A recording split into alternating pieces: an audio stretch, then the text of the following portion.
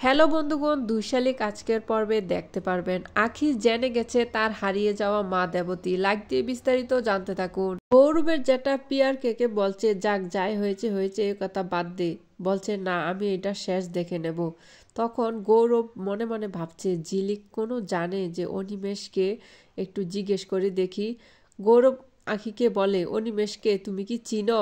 আখি বলছে না আমি চিনি না। আকি জেগে জেগে ভাবছে অনিমেষকে এটা আমাকে জানতে হবে। পরবর্তী টার্গেট পিয়ারকের অনিমেষকে শেষ করা। আমাকে জানতে হবে অনিমেষটাকে, তাকে আগে আমার সতর্ক করতে হবে। আকি গিয়ে পিয়ারকের ঘরে ঢুকি দেখে গৌরবের মা মাটিতে শুয়ে রয়েছে, পিয়ারকে খাটে শুয়ে রয়েছে। এটা দেখে আখির কান্না চলে আসে, বলছে তার মতো এমন অমানুষ। গৌরবের মা মাটিতে শুয়ে রয়েছে, সে আলমারি খুলে আলমারি থেকে চাদর দিয়ে গৌরবের মাকে ঢেকে দেয়। ঝিলিক সারা ঘরে খোঁজাখুঁজি করলো কিন্তু কোনো তথ্য পেল না। তারপর পিয়ারকের ঘর থেকে চাবি নিয়ে অফিসে ঢুকলো। অফিসে ঢুকে সকল কাগজপত্র খুঁজলো, অনিমেষের কিছু তথ্যই পাচ্ছে না। হঠাৎ তার হাতে একটা লকেট পেল। তখন বলল এই লকেট কার? যদি আখির হতো তাহলে তো আখির গলায় থাকতো।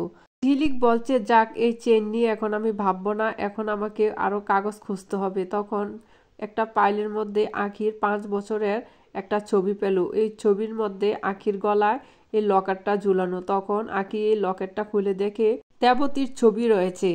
আখি বলছে আপনি কি চিনেন এই 5 বছরের মেয়ে আখিকে? আপনি কি চিনেন এই লকেটটা?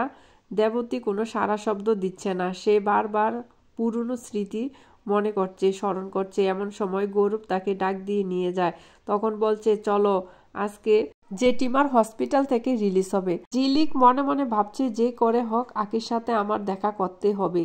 এই ছবিটাকে, এই লকেটের এই মহিলাটাকে নিশ্চয়ই আখির মা। তখন গৌরবকে বলে আমার জ্বর, আমি যাব না, তুমি যাও। ঝিলিক আখির সঙ্গে দেখা করে হাতের লকেটটা নিয়ে আর 5 বছরের ছবিটা নিয়ে। ঝিলিকের হাতে লকেটটা দেখে আখি বলে এই লকেটটা তো আমার, এটা আমার বাবা দিয়েছে, এটা আমি আগে সবসময় পরে থাকতাম। আখি খুলে দেখে ভদ্রমহিলা। ঝিলিক বলে এই লকেটের মধ্যে যে মহিলা ওইটে তোর মা, যিনি কিনা আমার কাছে রয়েছে। তখন আখি কান্নায় ভেঙে পড়ে। আখি ঝিলিকের কাছে অনুরোধ করছে আমাকে যেভাবে হোক মার সঙ্গে দেখা করতে হবে, তুই আমার মাকে একটু দেখে রাখিস। তো বন্ধুগণ, পরবর্তী আপডেট শোনার জন্য অবশ্যই আমার চ্যানেলটি সাবস্ক্রাইব করে রাখুন।